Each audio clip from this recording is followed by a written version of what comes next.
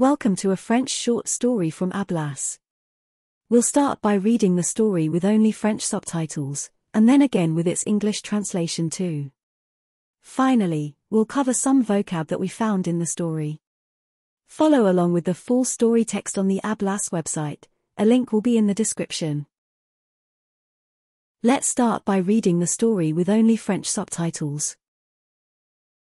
Le jour, que Dantès avait attendu avec tant d'impatience, les yeux ouverts, se leva de nouveau.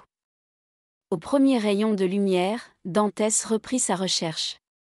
Il escalada la hauteur rocheuse qu'il avait gravie la veille au soir, et tendit sa vue pour saisir chaque particularité du paysage. Descendant dans la grotte, il souleva la pierre, remplit ses poches de pierres précieuses, assembla la boîte aussi solidement qu'il le put, et répandit du sable frais sur l'endroit d'où elle avait été prise. En quittant la grotte, il replaça la pierre, y amassant des masses de roches brisées et des fragments rugueux de granit émiettés. Cela fait, il attendit avec impatience le retour de ses compagnons. Le 6e jour, les passeurs sont revenus. De loin, Dantès reconnut le gréement, et se traînant péniblement vers le débarcadère, il rencontra ses compagnons. Il a demandé comment ils avaient progressé dans leur voyage. Les passeurs répondirent que, bien qu'ils aient réussi à débarquer leur cargaison en toute sécurité, ils l'avaient à peine fait lorsqu'ils apprirent qu'un navire de garde venait de quitter le port de Toulon, et voguait vers eux. Cela les obligea à faire toute la vitesse qu'ils peuvent pour échapper à l'ennemi, déplorant l'absence de Dantès, dont l'habileté supérieure dans la gestion d'un navire aurait aidé. Dantès offrit à Jacopo un navire entièrement nouveau, accompagnant le cadeau d'un don qu'il pourrait utiliser pour se doter d'un équipage approprié. C'était à la condition qu'il se rende sur-le-champ à Marseille pour s'enquérir d'un vieillard nommé Louis Dantès, habitant du village catalan. Jacopo pouvait à peine en croire ses sens en recevant ce magnifique cadeau. Dantès s'empressa de rendre compte qu'à son arrivée à Livourne, il était entré en possession d'une grande fortune, léguée par un oncle. L'éducation supérieure de Dantès donnait un air d'une si extrême probabilité à cette affirmation, et Jacopo ne songeait pas une seule fois à douter de son exactitude. Le lendemain matin, Jacopo prit la mer pour Marseille, avec des instructions de Dantès pour le rejoindre à l'île de Monte Cristo. Après avoir vu Jacopo sur le port, Dantès fit ses derniers adieux à bord. Il promit d'écrire au capitaine quand il aurait pris sa décision quant à ses projets futurs. Puis, Dantès partit pour Gênes. Now we'll read the story again with both French and English subtitles.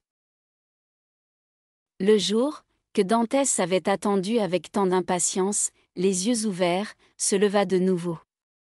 Au premier rayon de lumière, Dantès reprit sa recherche. Il escalada la hauteur rocheuse qu'il avait gravie la veille au soir, et tendit sa vue pour saisir chaque particularité du paysage. Descendant dans la grotte, il souleva la pierre, remplit ses poches de pierres précieuses, assembla la boîte aussi solidement qu'il le put, et répandit du sable frais sur l'endroit d'où elle avait été prise. En quittant la grotte, il replaça la pierre, y amassant des masses de roches brisées et des fragments rugueux de granit émiettés. Cela fait, il attendit avec impatience le retour de ses compagnons. Le 6e jour, les passeurs sont revenus.